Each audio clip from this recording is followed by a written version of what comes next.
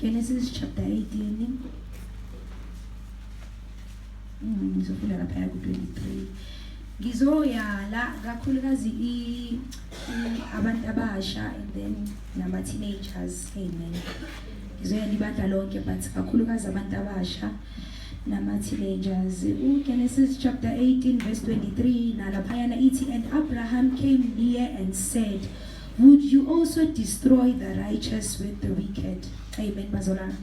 Uthi, would you also destroy the righteous with the wicked? So lana it is khathi lesi uNkulunkulu bekayobhubhisa izwe laseSodom naseGomora. Amen bazalwane.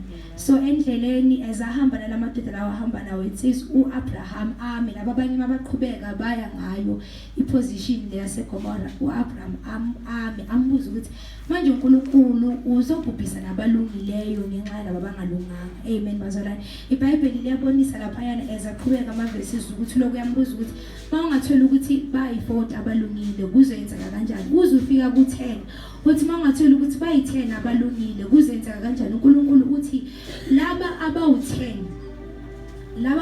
abalungile ngizospera indawo ngabo. Kusho ukuthi angeke ngiyibhubhise indawo ngenxa yokuthi ngifumene labo abawu10 abalungile.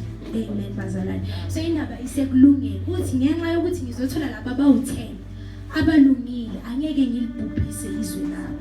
Amen bazalwane. Siphila ezikhathini zobunzima. Siphila ezikhathini zobunzima, siphila ezikhathini ze complete or utter darkness. Amen bazalwane. Whereby kumele kube khona abantu abazolunga endaweni.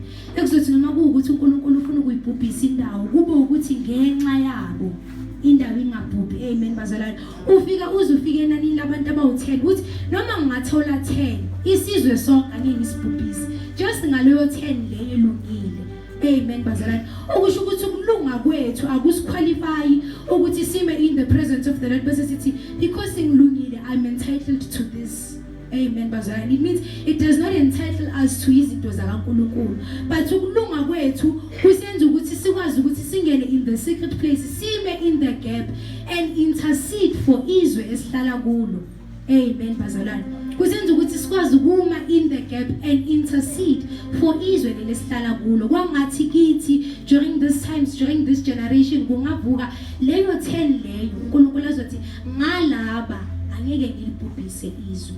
Amen bazalwane. And lokho kulula because we are given a promise. Yesterday bathumele ivideo Junior laphana emncwabeni kaBhuti wakhe, and then kufika le verse this Bible verse Acts chapter 2 verse 17 elisi ezikhathini zokugcina uNkulunkulu uyothulela umphefumulo wakhe noma uyothulela umoya oyingcwele enyameni yonke, abantwana babo bazoprofeta and all of the. Amen bazalwane. It means amandla already sinawo.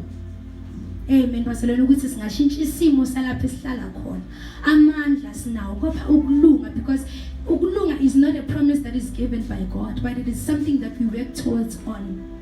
Amen bazalwane. So ngizonikhuthaza nje ngalokho abantu abasha ukuthi ngathi kithi kungavuka abantu abalungile, character of abantu abalungile, to say noma ngabe uNkulunkulu afuna ukusibhubhisa but athi ngalaba angeke ngikwenze lokho. Amandla already sinawo, isithembiso uNkulunkulu siphile sona. Akazange athi ngizonikeza only selected few, uthi ngezikhathi zokugcina ngizothulela umphefumulo wami, umoya wami oyingcwele ebantwaneni babo enyameni yonke.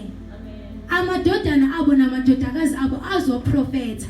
Sihamba nje siphethe isithembiso, amandla sinawo. Kodwa manje sekufuneka ukuthi sihlale ezwini, izwi elizosiphushela ekuthenini silunge. Amen bazalwane. So into nje isho nje njalo.